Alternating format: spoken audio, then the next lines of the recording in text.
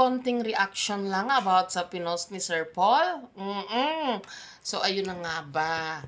Yun na nga ba ang sinasabi ko, Inkar? At kasi minsan, lumalampas ka na, anay, alam mo, gusto kang intindihin sa abot ng makakaya ni Sir Paul. Kasi hindi talaga biro ang maging OFW. Danas ko yan. Pero, parang lumalampas ka na sa boundary mo, Inkar, sa kakapost, di ba? Para bang respeto naman doon sa tao. Lalo't lalo na may karelasyon siya. Di ba? Tapos ikaw, palagi kang eksena ng eksena sa kakapost. Oo, hindi ka nananawa. Porket hinahayaan ka lang, sige ka lang ng sige. Di ba? Ayan tuloy. Nasupalpal ka sa post. Dahil alam mo naman yun na hindi mo pa siya na-meet at hindi mo siya kilala personally. 'Di ba? Iniintindi ka sa ilang buwan or ilang na pagpo-post mo, parang taon na yata. 'Di ba? Pero parang lumampas ka na sa boundary mo, Inkar. Ayan tuloy, nasampal ka sa katotohanan. Mismong taong tinatawag mong daddy-daddy ang nag-post na hindi ka niya kilala. 'Di ba? Ako, gusto rin kita, naintindihan din kita kasi hindi madali ang maging OFW, lalo na kung may pinagdadaanan kang stress or pero sa mga post mo, sa mga comment mo, parang okay ka naman, 'di ba? Parang nananadya ka na na mag-post ng mga ganyan-ganyan.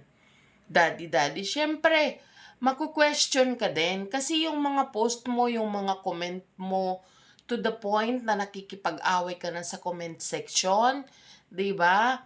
Ayan, at porque ba't pinapabayaan ka lang, ayan tuloy, nasupalpal ka.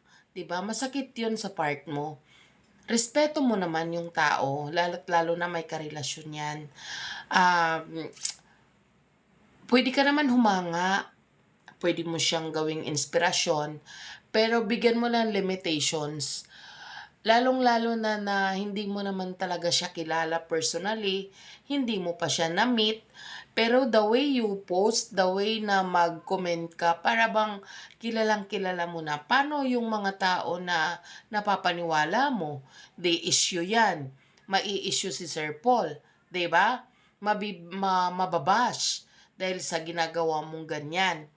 Kaya, ayan, masakit na maipost ka ng ganon, nasabihan kang hindi kilala. Kasi porque ba't hinahayaan ka lang, sige ka lang ng sige. 'Di ba?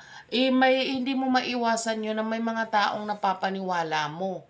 'Di ba? So, napapaniwala mo, ang balik doon kay Sir Paul ay mapapasama siya. 'Di ba?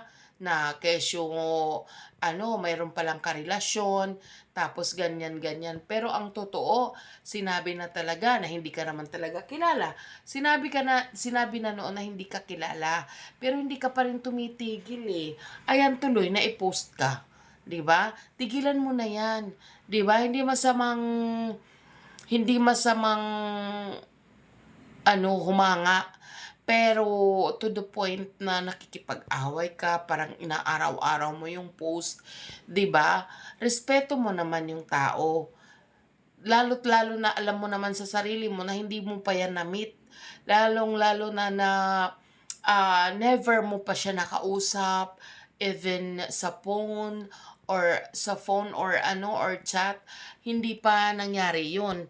Pero pinangangalandakan mo na nakausap mo na siya, 'di ba? Ayan tuloy, napakomment tuloy ako dito dahil kahit na kasi sumusobra ka na din kasi, 'di ba?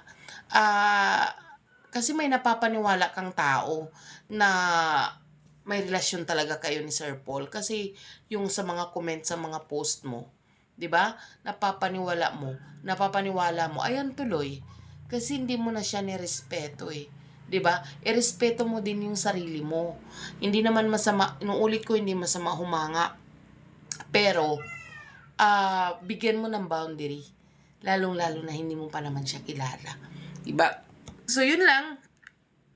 Masakit talaga yung real talk. Oo. Masakit ang ma-real talk, pero laban lang. Laban lang, pero itigil mo yan. Kasi unang-una, respeto mo yung sarili mo at irespeto mo yung taong lagi mong pinopost. 'Di ba, Inkar? Ayan, real talk talaga is life. So, yun lang guys. Bye!